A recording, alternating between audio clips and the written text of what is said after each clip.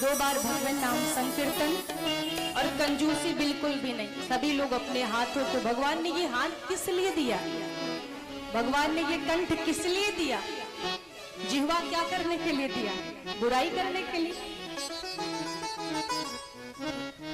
एक बार तो एक भक्त ने कहा, महाराज आंखें दो दी, हाथ दो दिया, चरण दो दिया, तो ये जिह्वा एक क्यों दी, जीव भी 2 दे देते। संत महाराज ने कहा, रे महाराज एक जिह्वा तो इतनी महाभारत मचा रखी है, अगर 2 दे देते तो क्या कर लेते। तो आए भगवान ने ये अंग जिस हेतु के लिए दिया है, जिस कार्य के लिए दिया है, संत ने बड़ा सुंदर लिखा, वह देह नहीं शव है जिससे कब हूँ पर काज निभाया नहीं। ये शरीर शव के समान है, अगर इस शरीर से कभी भी किसी का भला नहीं किया, किसी का परमार्थ नहीं किया, तो ये शरीर शव के समान। हाथों से चल रहे हैं, पैरों से चल रहे हैं, हाथों से कार्य कर रहे हैं, लेकिन ये शव के समान है। आगे कहा कि वह देह नहीं शव है जिससे कबहू पर काज निभाया नहीं। और आगे रसना वह काटी परे जिससे कबहू हरि के गुण गाया नहीं। वो जिह्वा व्यर्थ है जिस जिह्वा से कभी भी भगवान का नाम नहीं लिया। आगे कहा, हिय फाटी परे जिसमें प्रभु के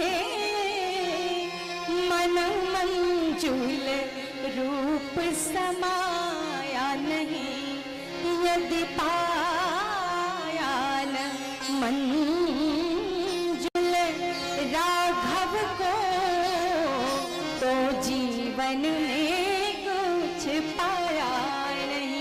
अगर भगवान को नहीं पाए तो संसार में कार मंगा लिया, मकान बना लिया, सब कुछ पा लिया, धन वैभव ऐश्वर्य पा लिया, वो सब पाना व्यर्थ है अगर भगवान को पाने के लिए प्रयास नहीं किया।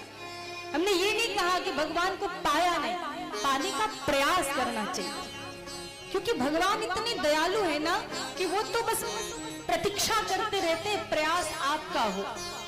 वो प्रतीक्षा में रहते हैं कि आप एक बार प्रयास तो करो।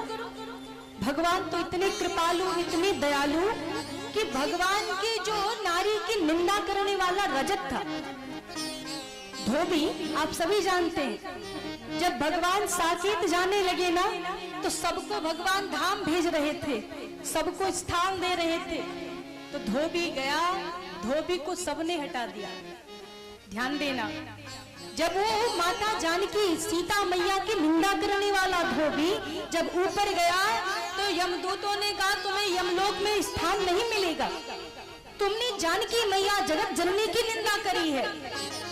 यमदूतों ने यमलोक में रखने से मना कर दिया, ब्रह्मा जी ने ब्रह्मलोक में रखने से मना कर दिया, सबने हटा दिया। कहा जो जगत जननी की निंदा करता है उसे हम स्थान कहीं नहीं देंगे। सबने दूर कर दिया, सबने हटा दिया। तब जो कृपालु दयालु भगवान है ना, इतने करुणा निधान है कि वो जब रजक, वो धोबी भगवान की शरण में गया तो भगवान ने क्या किया, भगवान ने कहा, ब्रह्मलोक में तुम्हें स्थान मिलना चाहिए, तुम अयोध्या के हो और अयोध्या वासियों को तो बिल्कुल बैकुंठ में वास मिलना चाहिए। कहा नहीं महाराज, मुझे स्थान नहीं मिला। तो कहा ब्रह्मलोक में, कहा वहां भी नहीं मिला। अरे महाराज सब जगह तो छोड़ो, मुझे यमलोक में भी स्थान नहीं मिला। तो नारायण ने क्या किया, सिया निंदक अघ ओघ नसाए लोक बिसोक बनाई बसाए। आज भगवान इतने कृपालु है ना कि उस धोबी के सारे अपराध को क्षमा कर दिया और कहा अगर कोई तुम्हें अपने लोक में नहीं ले रहा है ना तो मैं तुम्हारे लिए एक नया लोक बना दूंगा, एक अलग लोक बना के तुम्हें स्थापित कर दूंगा जिसका नाम विशोक लोक होगा। वहां जाने के बाद तुम्हारे सारे शोक समाप्त हो जाएंगे। लोक विशोक बनाए बसाए, तुम्हें अलग लोक बना के बिठा दूंगा। इसलिए कहते हैं कि मैं जाना निज नाथ स्वभाव तो अपराधियों पर कोहन का। अपराधियों पर भी क्रोध नहीं करते तो सोचो हम थोड़ा सा प्रयास अगर करेंगे, राग से नहीं अनुराग से गाएं, अगर थोड़ा सा केवल प्रयास करेंगे तो क्या भगवान हमारे ऊपर कृपा नहीं करेंगे? इसलिए हम कहते हैं कि बताओ अजामिल ने भगवान को वासना से याद किया, अजामिल ने भगवान को वासना से याद किया, भगवान को तो याद ही नहीं कर रहा था, वो तो बेटे को याद कर रहा था।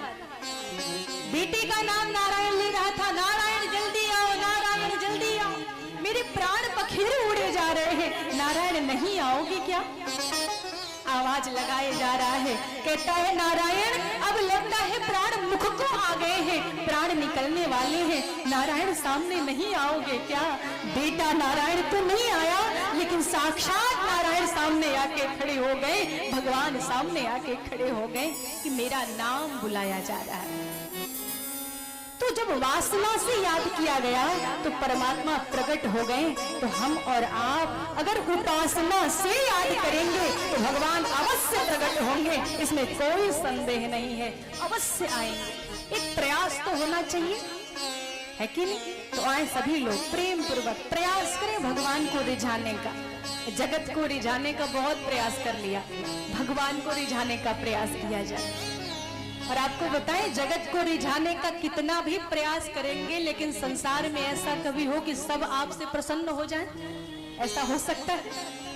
कभी सासू प्रसन्न नहीं होगी तो कभी सासू माँ है तो बहू उनकी प्रसन्न नहीं होगी, कभी ननद रानी प्रसन्न नहीं होंगी, कभी बेटा बहुत अच्छा करे तो भी पिता प्रसन्न नहीं होंगे, और कभी पिता बहुत अच्छा करे बेटा प्रसन्न नहीं होगा।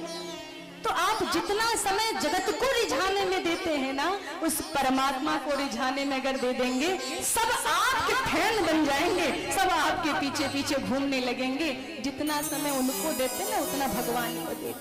आए सभी लोग भाव से बोलेंगे, प्रेम